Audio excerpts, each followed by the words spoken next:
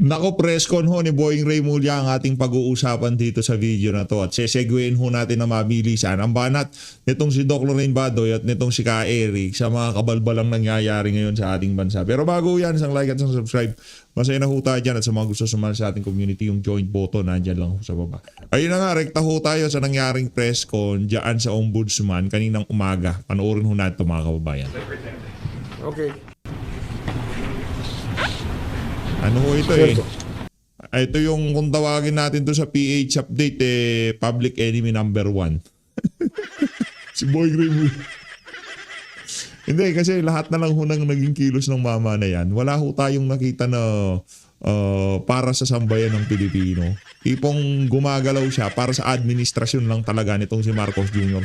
Nagsalita si Saldico, wala ano yan, AI yan. Yang pwedeng ikaso kay Martin Romualdez, administrative. Yeah.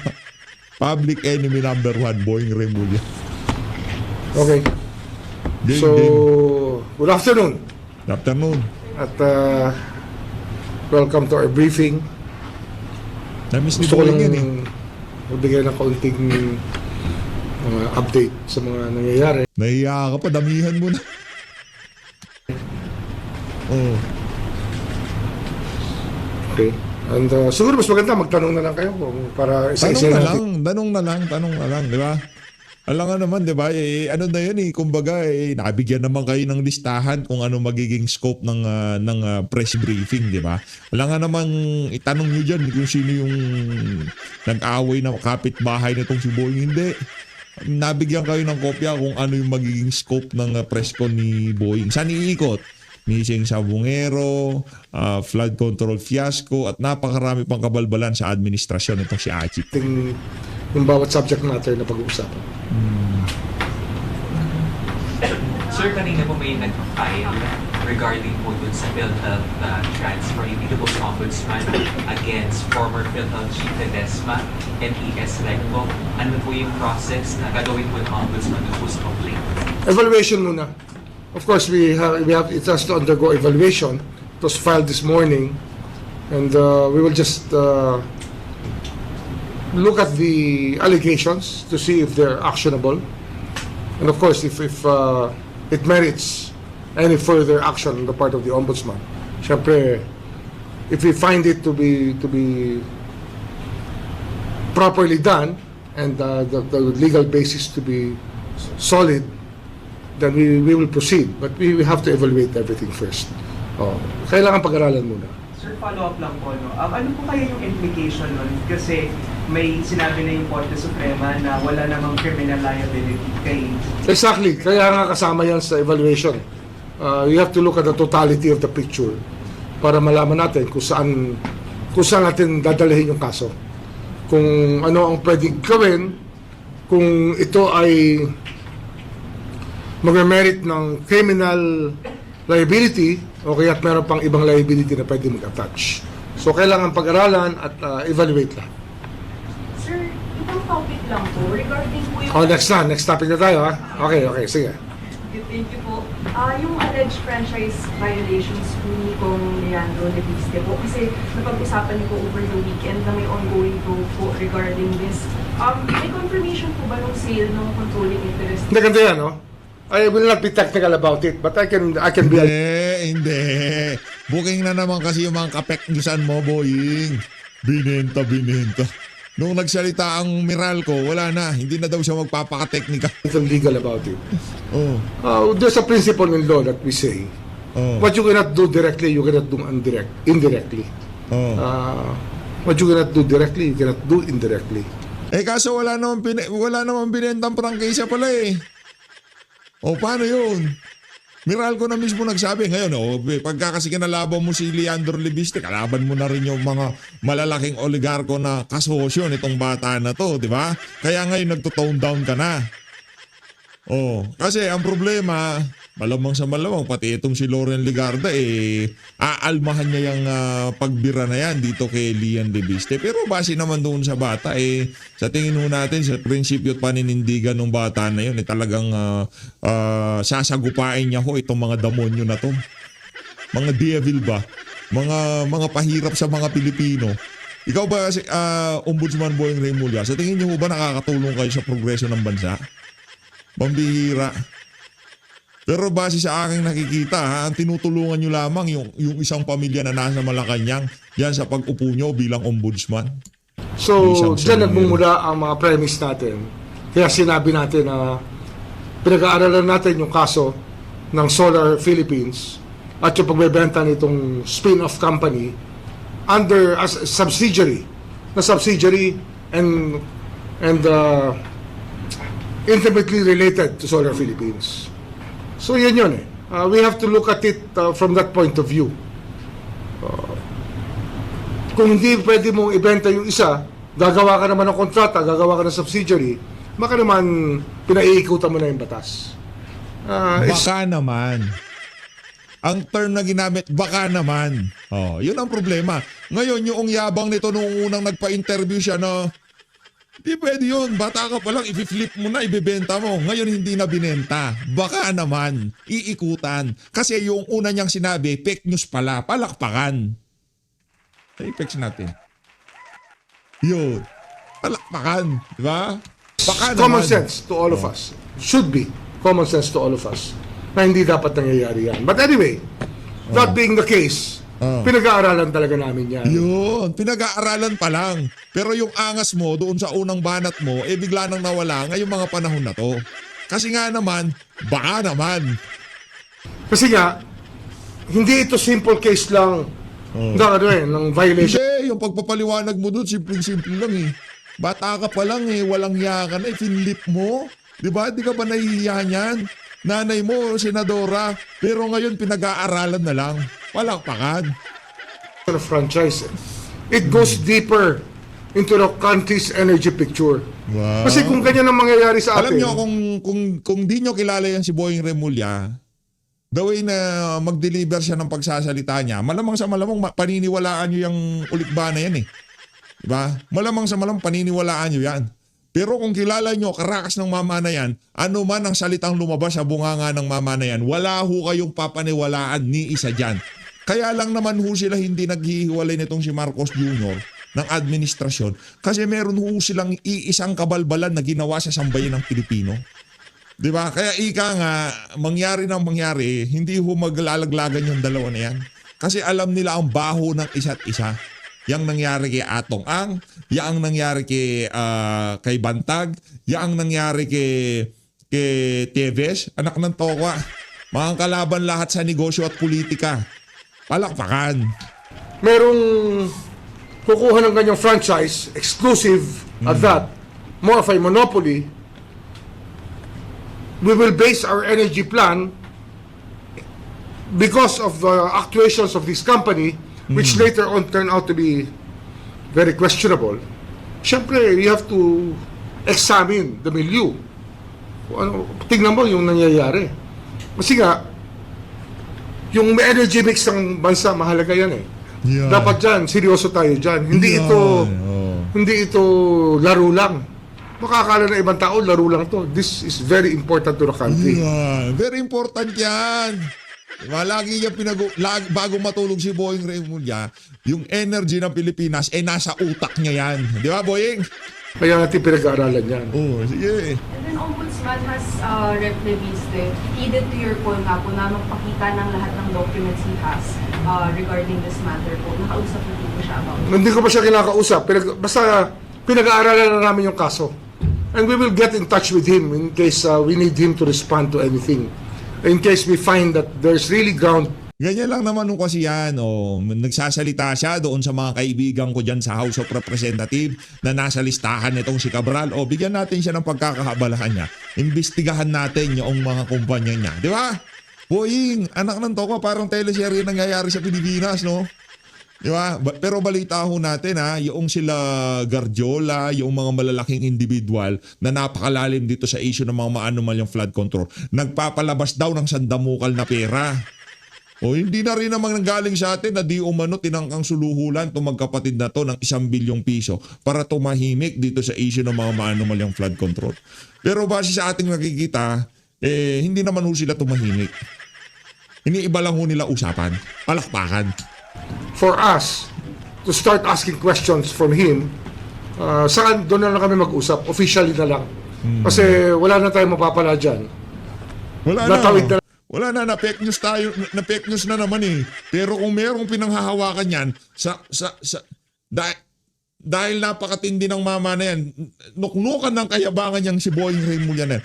Kung merong pinanghahawakan niya kay Congressman Lian Liviste, matagal niya na hong ilinabas yan. Baka during weekend pa lang, yung mga dokumento o kung ano mang interview o kung ano mang kadaldalan, ilinabas na ho ng mama na yan. Di ba, Boying? Ganyan ho yan, mantakin mo, wala naman ngang warrant eh, bida-bida siya na, meron ako. Di ba? Pero hindi ko bibigay sa inyo. Oh, si Senator Bato. Pero okay na yan, Senator Bato, huwag kang magpakita sa mga siraulo sa pamahalaan. Huwag kang magpahuli sa mga kampon ng kasamaan sa administrasyon itong si Ajik. Nuknukan ng kayabangan yan eh. Kung merong pinanghahawakan na ebidensya yan dito kay Congressman Lian, malamang sa malamang tumiklop lang yan dito kay Senator Loren Natin Villanueva. yung lugar na yan, tinawid na natin yung tulay eh. Papunta na sa pag-iimbestiga nga. Yan. Kasi nga ang epekto nito sa bansa Imbestiga lang, napakahalaga imbestiga. eh. Hindi naman to biro. Imagine your energy mix being upset by a single company which is of course which acted more like a monopoly during that time. Para namang hindi ginagawa yan ng mga trumabaho kay Tieves at dito kay Atong Ang. Gusto nilang imonopolya ang sugal sa Pilipinas. Ikaw naman, Boying Remulla. Palakpakan! Diba? Ikaw talaga, oo. Ganon din naman yun eh. Diba? Minomonopolyo daw. Yung sugal nga gusto mong monopolyo eh. Kaya tinabaho yung si Atong Ang eh, tsaka yung si Tieves eh. Diba? Yung... Total Cinema. Ang nangyayari sa Pilipinas, yung nangyari kay Tebes, Total Cinema. Yung nangyari kay Bantag, nangyari kay Tebes, Total Cinema. Nangyari kay Bantag, Total Cinema. Itong kay Atong Ang, hindi ako sigurado. Kasi ano ho yun, yung mga missing sabungero, nagtutopi talaga siguro yung mga yon. At siguro napuno na yung ibang mga makakapangyarihang nila lang dyan sa industriya na yan. Pumlak na sila. Hindi mo naman sasabihin na hindi sila pumlakda. Mapangang sa ngayong mga panahon na to, hindi pa sila nakikita. Diba? Pero yung mga buto-buto, hindi ho tao yun. Buto ng manok. Diba? Ganun naman ho yun. Yung energy, gustong i-monopolya. Yung sugal na nga na monopolya na eh. Diba? Pag-usapan kaya natin, yung Pogo Hub dyan sa Cavite. Na-raid na lahat ng Pogo Hub. Yung itinayong Pogo Hub sa Cavite na nukan ng laki. Wala tayong nabalitaan kung ano nangyari doon. Tuloy pa ba operation doon? Hindi, nagtatanong lang naman. Kasi maraming mga ika nga sumisid.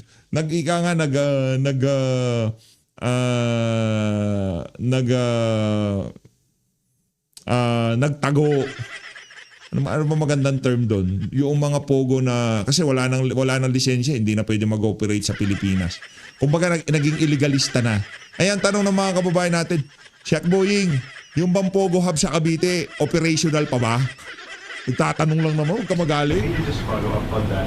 Sinasabi po ni Mr. Levisa, ni Congressman Levisa, may franchise daw po ng Solar para sa bayan, not S. Hindi, alam ko yan. You want to get into that, no? Pero sinasabi ko sa iyo, Hindi, sagutin mo. Nagtapon ka ng kontrobersya at basura. Ngayong sinagot ka, ngayon sabihin mo, I don't want to get to it. Get to into it. You cannot do directly, you cannot do indirectly. Take it from that. I will not go. Hindi pwede yun. Anak ng toko, anong nabisto ka na, na-make news ka na naman. Directly. Nuknukan ka ng yabang nung meron kayong programa sa mainstream media na bata ka pa lang, walang iya ka na. Tapos nanay mo, senadora pa. Ikinlip mo, ibinenta mo. Ngayon, indirectly na naman. Ngayon, iniimbestigahan na naman. Palakpakan. Go into details. It's something for our investigators to determine. Yan. Sir, Imbestiga lang na imbestiga. sinasabi rin- Pero sigurado ako yung bata, hindi titigil yan hanggang hindi na-expose. Yung mga kaibigan ng amo mo na ika nga sila ang, grabe ang pinagtatanggol ho nila. Diba? Pinagtatanggol nila yung mga magnanakaw sa House of Representatives. Sino ba ang kinakalaban nitong si Congressman Lian Liviste? Anong listahan ba? Listahan yon noong mga proponent sa House of Representatives. Nakukuha niyo ba mga kababayan ang sinima ng nangyayari sa bansa? Yung irony, yung bata binubulgar niya ang kabuktutan na sa sistema. Yung mga nasa kapangyarihan, pilit naman ho siyang pinapatahimik kung ano-anong intriga ang ibinabato sa bata para maging okupado siya doon sa pagdepensa sa sarili niya kesa doon sa lalabas niya sa mga kabuktutan ni Garjola at nung mga naka-label na Congress leadership, House leadership, yung mga proponent, yung mga nasa listahan ni Cabral na merong nakalagay na initial na House leadership. Pambira, di ka ba na kinikilabutan dyan, Boying? Akong kinikilabutan sa mga kabalbalan mo. Langyak.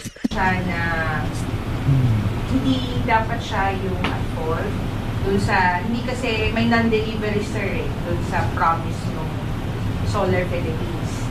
Hindi na-deliver yung 12 Well, mga megawatts. Sa akin yan, yung mga technical na nangyari dyan, wala sa akin yan. Ang mahalaga, alam natin, nag-spin-off siya at nabenta nga yung spin-off. Na hindi, sabi ko nga, hindi pwedeng gawin directly, hindi mo pwedeng gawin indirectly. Again. Di ba? Kung nag-spin-off ka ng kumpanya, meron kayong kontrata, yung kumpanya mo, tsaka yung spin-off mo, tinali mo na yung kontrata. Siyempre, magkaka-value yung spin-off mo. Ano tawag doon? Pero sir, pwede ba siyang magkaroon ng separate liability? Hindi, yung nga, fina-fine na nga siya ng DOE, di ba? Opo, May fine na nga yung DOE. non-delivery. Oo. Yung DOE, kasama yun sa galaw ng mga siraulo sa pamahalaan. Kasama yun doon sa pagtrabaho sa bata kasi medyo nagiging maingay na siya at nakakakuha na siya ng traction sa social media. At ang matindi dito, naputukan ang ombudsman dahil ibinigay na pala sa kanilang listahan bakit itong si Congressman Lian pa rin nagsasalita. Ngayon, imbis na segundahan ng ombudsman na dapat kakampi ng sambayanan, yung mga sinasabi nitong si Congressman Lian, kahit nga sana na pasimpleng sabihin na iniimbestigahan namin yan, right away, sinabi nitong si Boying, sino pa magpapatutuon yan? Nagurgur na yung may-ari na listahan. Di ba? Wala nang value yan, yung listahan na yan. Wala nang di ba? Isipin nyo yung mga kababayan. Ngayon, pagkabanat na gayon ni Boying, ang sabi naman niya, ikaw, yung prangkisa, binenta mo, bata ka pa lang, di ba? Di ka ba nahihiya? Di ba? Ganon eh. Ikaw, Boying, di ka ba nahihiya? Siyempre, oo. Ano yan eh? Siyempre. All of these contracts are all vetted by the DOE and approved by them. Ano It yan goes eh? into the energy mix of the Philippines. Oo. It goes into the projection of our country's energy needs. Oo. Pag niloko-loko mo lang yan, pag hindi mo inayos, paano tayo? Parang alam ko na yung message ni Garin dito kay Congressman Libiste. Kong, pasensya na. Napag-utusan lang ako. Wala akong magawa. Wala akong magawa. Total cinema mangyayari sa'yo. 25 billion. Ipa-fine ka namin. Palakpakan. Di ba, boy? Mayo. So dalawa po Total sir, cinema one for talaga. the non-delivery Yan. and of the promised solar energy. And secondly, yung pagbenta. Would that be right? So dalawa yung pwede. Oo, kasi nga, monopoly nga yan eh. Monopoly na, virtual monopoly yan. Ang daming pinahirapan niya nung panahon na nandyan yan. Yung mga nagtatayo na solar noon, ayaw bigyan ng feed-in tariff. Kasi nga, monopoly nga yan eh. Nagkalintik-lintik tayo dyan. Nagkalintik-lintik. Parang concern ka naman talaga. Dito na nga ako kay na Doc Lorraine. Ikaw talaga, Boying. Sinima ka na naman. Dito tayo kay na Doc Lorraine. Palakpakan ho natin, ha? At wala, ano pa bang sasabihin natin? Sila Doc Lorraine at ka-Eric na yan. Ano pa bang mga punto de vista natin ng kakana dyan? Sila na ho talagang mahusay dyan. Pakinggan ho natin ang napakalupit ng mga punto de vista nitong si Doc Lorraine at nitong si ka-Eric Seris. About na ang gobyerno ni Marcos, parang hostage niya. I use the word hostage. I'm talking about Enrique Razon at ang kanyang tao na itinanim ay dalawa. Itong itinuro na si Vince Dizon na dati niyang consultant on infrastructure development at itong si Senator Ping Lacson upang makapagmaniobra sa loob ng gobyerno ni Marcos at Romualdez.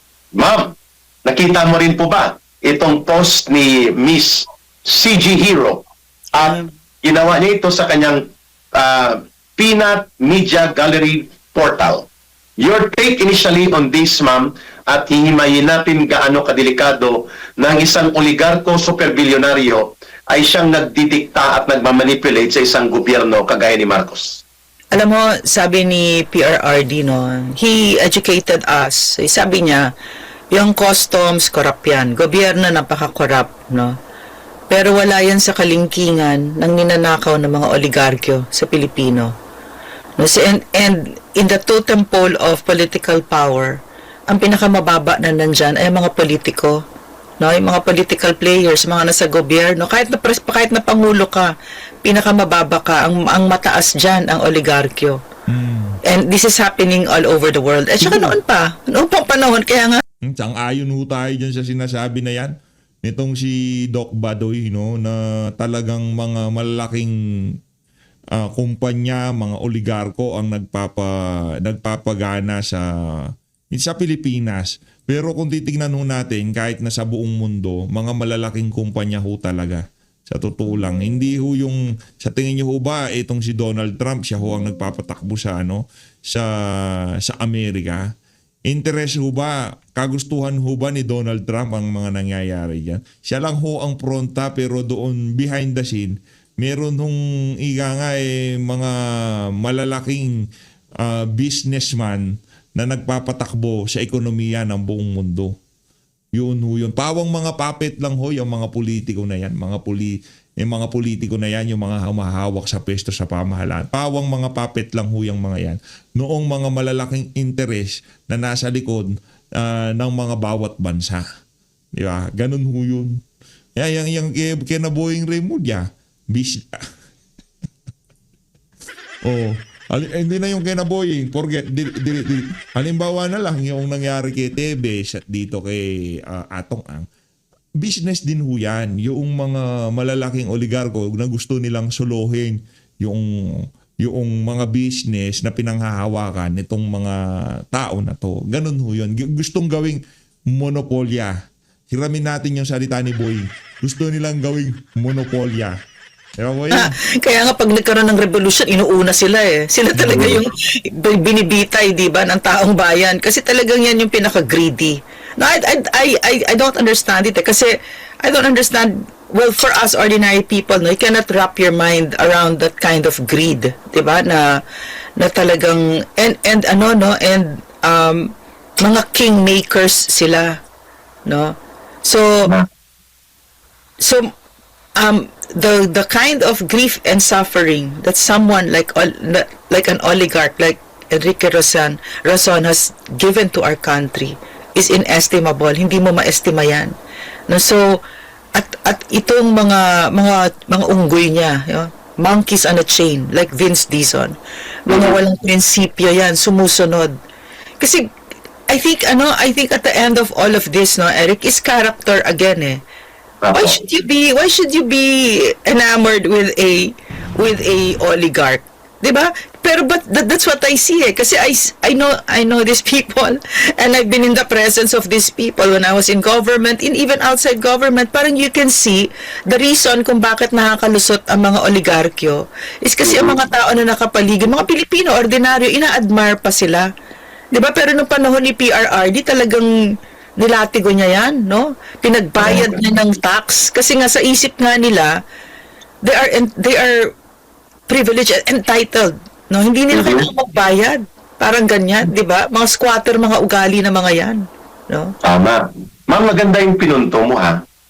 Na ang gobyerno, kahit may mga politiko ito in the hierarchy of domination, o pagkokontrol ng ating ekonomiya at ng buong lipunan, nangingibabaw pa rin sa Pilipinas at sa maraming bahagi ng mundo ang mga oligarko sapagkat sila ang nagkokontrol ng lupa, dagat, kagubatan, minerals, patrimonya. Kaya nga ang term ni Pangulong Duterte dito sa kagaya ni Enrique Razon, Dapat yung pala mga makakaliwa, yan yung mga kalabanin nyo, yung mga oligarko na yun. Huwag yung mga maliliit na negosyante. Dapat yan yung mga dispatchahin nyo, yung mga oligarko. Hindi si Enrique Razon na, yung mga, mga abusadong oligarko. Hindi particular dito kay, depende, bahala sila sa pag-aaral nila. Pero wala tayong sinasabi na dito na kung sino man ang didispatchahin nila. Na nagtutubong lugaw sila sa kayamanang dapat ay pagmamayari ng taong bayan, pagmamayari ng buong mamamayan, pero kinokontrol nila dahil ang regulatory power and policy control and state authority nakokontrol din nila. We're talking about the government. For example, si Enrique Razon, hindi po katakataka na hindi lang siya ang oligarko na nakapaligid ngayon kay Marcos Jr. sapagkat tigang na tigang sila during the time of President Duterte. Hindi sila makapagdikta, hindi sila makapagmanipulate. May iba pa pang oligarko, mga ruling elite class na nagkokontrol din sa gobyerno dati. Halimbawa, maliban kay Enrique Razon, ang Ayala Group, oligarko ito. Ang Pangilinan Group, oligarko ito. Ang Rojas Araneta, mga oligarko din po ito. At lahat ng ito, sa panahon ni Rodrigo Duterte, hindi po sila nakakapagdikta. Hindi nila nagagamit at namamanipulate ang poder sa gobyerno at ang instrumentalidad ng Estado para sila ay manatiling nagdodomina sa ekonomiya, patrimonya at buong lipunan. Subalit nang si Marcos nang pumasok, nakita po natin na si Marcos pinapaligiran hindi lamang po ng mga drug addict persons na tinukoy ni Senator Amy Marcos. Sabi niya, ang lahat na nakapaligid dyan sa kapatid ko, halos nagdudurog ng droga. Galing kay Senator Amy Marcos. Pero may kulang ang sinabi ni Amy Marcos. Ang nakapalibot kay Marcos Jr., hindi pa man siya umuupo, ang mga barkada niya oligarko. Hindi po ang mga ordinaryong mamamayan. Malayong-malayo po siya kay Rodrigo Duterte na ang kanyang kahalubilo ay ang mga nagtitinda sa karinderya, sa merkado, taxi driver, mga magsasaka, katutubo, mga ordinaryong mamamayan, at hindi lang po yun pabukang bibig o pabanat bunga na ginawa ni Pangulong Duterte. Binanggit ni Ma'am Lorraine, ang atin pong binabanggit ngayon, bakit napuntuhan itong si Enrique Razon? Sapagkat ang kanyang pangingialam sa gobyerno ni Marcos ay umaabot pati sa kadelikadong sitwasyon na kaya niyang magdikta. Halimbawa, si Lucas Bersamin, may sinabi siya, may tumawag sa akin, hindi ako nag-resign. Pero ang tumawag sa akin ay makapangyarihan at hindi ko kayang hindian. Pero wala siya sa gobyerno. At ako ay nagpaubaya, kaya umalis ako, kahit na ako ay sinipa lang. Yun na yan, si Enrique Razon ba yung tinutukoy nitong si Ber? Hindi kasi sinabi. Di ba? Dapat sabihin niya yun, hindi niya sinabi. Unceremoniously. Lucas Bersamin was referring none other to Enrique Razon. Siya pala ang super billionaire na tumawag kay Lucas Bersamin at pinakialaman ni Enrique Razon ang hindi kayang panindigan ng tarantadong presidente na si Marcos na dapat ay fire my executive secretary sapagkat siya ay nasasangkot sa anomalya ng flood control at mayroon siyang koneksyon kay Traigib Olaybar na tao ni Angara, may koneksyon siya kay Joe Cades, may koneksyon siya kay Adrian Bersamin at kay Pangandaman na nagsindikato sila. Bakit hindi niya kayang sabihin yon? Bakit it will take Enrique Razon na makialam sa proseso at mga gawain ng panggobyerno na hindi naman siya opisyal ng gobyerno? Diyan po ang take-off ng aming komentaryo ni Ma'am Lorraine kung bakit delikado na ang mga oligarko na may business interest na kontrolin ang ekonomiya ay siya ding nagdidikta sa gobyerno. Kagaya ng isang mahina at walang direksyon na gobyerno ni Marcos na kaya palang paglaruan at paikutin sa kamay ng isang oligarko kagaya ng super bilyonaryo na si Enrique Razon, Ma'am Lorraine. At saka si PRRD, yeah, he welcomed them to the palace, no? Maraming events andyan sila Enrique Razon, sila Fernando Zobel, no? Nandyan sila. Pero binibigyan niya ng limitasyon. Meron silang boundary. Tama. At saka siya yung pagkasoberenya ng Pilipinas, talagang tinutuldukan niya, in other words, yung pagkagahaman ng oligarkyo. Diba? I was there, I saw it, no? I saw with PRRD and he was very, kaya nga si PRRD, namimiss ko talaga eh. Namimiss ko talaga yung pagkapangulo niya. Kaya dit hindi ko matawag na pangulo ito. Kasi talagang, ano siya eh, no? Talagang puppet lang talaga si Bongbong Marcos. So, kaya natin pinapoint out, no? Yung oligarkyo, to si Enrique Razon. Kasi ang kagandahan, no, ang kagandahan ng mga yung political hierarchy, yung totem pole, no, yung at yung pinaka nasa baba yung mga politiko. Makikita mo talaga sila yung pinakamababa sila kasi exposed sila pero invisible ang mga oligarkyo. 'Di ba? Si when shit hits the fan, ang tama talaga sa mga politiko, galit ang tao sa kanila. Pero actually, yung makita mo, the ones who are in real power are invisible, no? Correct. Nahimik sila. Kaya natin nila, kinakaladkad sila sa spotlight, no? Para alam ng Pilipino who is screwing our country over. Kung bakit unprecedented ang greed na nakikita natin ngayon at kung bakit maraming Pilipino namamatay, nagugutom, etc. Yeah. Because they really are not satisfied. Ganun lang yun eh. I've read so many books. So many books about these oligarchs. And in the end, that's all it is. Hindi nila walang kabusugan. There is no end to their greed. No, so, but what will put them on the right track is an empowered people. At malalaman lang natin yan pag ini-inform kayo. Imagine, no? Totoo ba yun, Eric? Siya yung tumawag kay Lucas Persmin? Yes, ma'am. Dangerous, no? Grabe, no? Yeah. Grabe naman yan. Marcos hindi niya and it will take an Enrique Razon to declare you step down, you step aside, you set aside your power and give it to the president. So ibig sabihin si Marcos may otoridad pa over and above him. That is dangerous, sabi ni Ma'am Lorraine. Because that is an act of surrendering the sovereign authority given by the people to Marcos sa isang oligarko na may business interest. Kasi delikado ito, Ma'am Lorraine, ang binabanggit namin dito, mga kababayan. Si Enrique Razon naglagay ng mga tao upang pagtakpan ang korupsyon. Kasi hindi lang si CJ Hero ang nagbulgar na si Enrique Razon involved sa sindikato ng korupsyon, sa flood control. Na unang lumabas po sa social media ang pahayag ni Congressman Kiko Barsaga. Yeah. Sabi niya ang katarantaduhan ng sindikato ng korupsyon sa Kongreso at the center of it is Enrique Razon. And I will make a speech about that. Tapos 2 days or a day after ay naglabas ng isang pahayag at pananaw ang itong founder ng online media portal na Peanut Gallery at sinabi niya na ang koneksyon ni Ping Lacson, mantakin mo senadora at number 2 man sa Senado, tagapagtabon-tabon na special agent ni Bongbong Marcos para hindi umusad ang investigasyon ng matino sa flood control, tao pala ni Razon. Grabe. Sapagkat nagtrabaho sa kanya si Ping Lacson at ang tao ni Ping Lacson na si tawag sa kanya si Ninoy eh. Dahil Aquino ang apelido, si Michael Ray Aquino, na na-involve sa mga espionage scandal sa Amerika, ay yun po ang mga sirkulo ni Enrique Razon na umaandar. Ang pangalawa, si Vince Dizon. Hindi ba kayo nagtataka bakit ang nagdidikta sa ICI si Vince Dizon? Kung ano ang tempo, saan ang direksyon, sino lang imbestigahan, anong dapat hindi imbestigahan, paano durugin si Saldico, paano ilihis ang investigasyon para hindi magdugtong kay Romualdez at kay Marcos. Hindi ba kayo nagtataka that Vince Dizon, no matter how he pretend to be soft-spoken, is the real operator sa loob ng ICI. Every time na kaya nga pumalag dyan si Mayor Magalong. Sabi niya, hindi ito independent. Dinidiktahan ito ni Marcos at hindi niya lang masabi. Pero nilamon niya rin ang kanyang sinabi dahil bumalik pa rin siya. Because Magalong is also a protege of Lacson.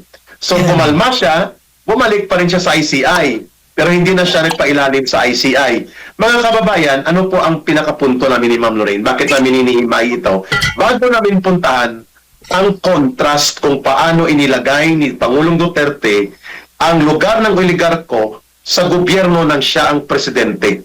Hanggang dyan lang kayo, ganito ang dapat, itong hindi dapat, at yan ay susundin nyo dahil kami ang gobyerno, hindi kayo. Ma'am Lorraine. Also, it was Enrique Razon that put Vince Dizon as secretary sa cabinet niya, no? Ni Siya. Bongbong Marcos. Basta naalala ko si PRRD noon, about Manila Water. Yeah, go ahead, ma'am. Maganda yan. Yung nanggigipit yung Manila Water, and he actually messaged me and said, make sure na alam nila pag by 12 noon wala pang tubig, lagot sila sa pupunta ako doon at ganyan-ganyan. And then, true enough, nagkatubig. No? So, parang nilalagay niya talaga sa lugar. But it has cost him. Because definitely, one of the reasons that he is in The Hague right now, imprisoned there, Mga is oligarko. because, inano niya ang oligarchy. Ano bang eroplano ang sinakyan niya? Di ba eroplano daw ni Ramon Ang? Di ba? Yeah, ma'am. At tinitingnan din na parang ito ay naipasa na kay Tambaluslos kay Romualdez. Wala lang deed of sale pa yata. Pero tama, galing kay Ramon Ang. Yun din So, ang iniimbestigahan. Group effort talaga. Di ba? Group effort talaga ng CPP, Group effort. ng Marcos administration, mga oligarkyo, ng CIA, lahat nung nilampaso ni PRRD that it has cost him, di ba? And ganun yung pamamaraan kapag ikaw ay gusto mong bantayan ang Pilipinas at gusto mong umusad ang Pilipinas, ito yung mga babanggain mo. No, and the wealth of Enrique Razon has skyrocketed under the Marcos Under the administration. Marcos government. Correct. Correct. Yeah. Nasurpass So- niya na ang mga pamilya ni Henry C., ang Ayala Subel at ang Villar. Siya na ang nangunguna. And ma'am, ang interest niya very broad. Wala po kaming sinasabi na hindi siya magnegosyo. Pero yung gamitin mong negosyo, i-manipulate mong gobyerno para ikaw ang paboran, delikado yon. At mangingialam ka sa panggobyerno, delikado din yon. Number one, si Enrique Razon po nagko-control ng port operations.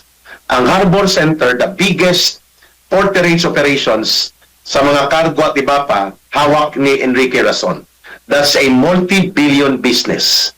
Ang Soler Casino, diyan nagpa-party si Marcos, naalala mo ma'am na in-expose ni Miss Marlica, Yeah. yung kanilang cocaine party, matapos niya mag-inaugural speech at acceptance ng kanyang oath, umakyat sila doon sa penthouse ng Soler. At kanino ang Soler?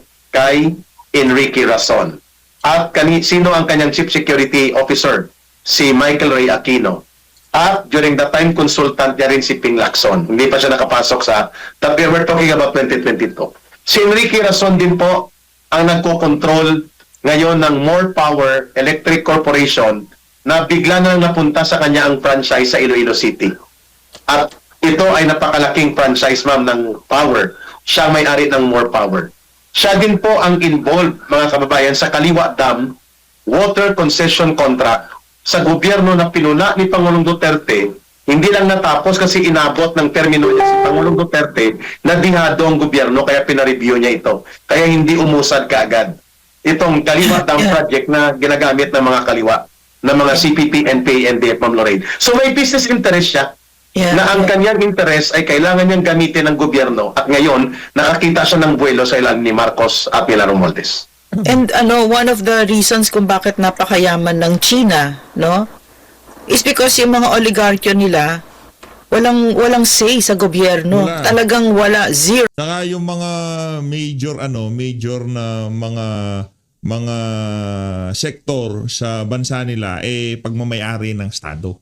Hindi pribado. Ika nga gobyernong may-ari. Hindi ba sa atin pinrivatize kasi lahat Kulang na lang pati pagchichismisan ng mga marites sa kalsada i-privatize na rin yan at itaksan na rin yan. Lahat to pinrivatize sa atin. Kaya ayun, hindi nasusunod yung interest ng sambayan ng Pilipino. Bagos yung mga malalaking oligarko na may hawak dito sa mga sektor ng tubig, kuryente, transportasyon, lahat ho yan pinrivatize ho sa ating bansa. Karamihan pero meron pa ring iilan na hawak ang pamahalaan. Pero wala na ho yun. Kumbaga, ang dating na lang, hawak na lang pero hindi ka na makakaporma dahil lang majority ng market hawak na ng mga pribadong sektor. Pero ang say, sinisigurado ng gobyerno yon. No, sa madaling salita, wag nating tatanggapin na normal itong ginagawa ni Enrique Razon. No, huwag nating tatanggapin na mga oligarchy with business interests ay merong ganyang klaseng Kaya isipin nyo na lang ho mga kababayan, di ba?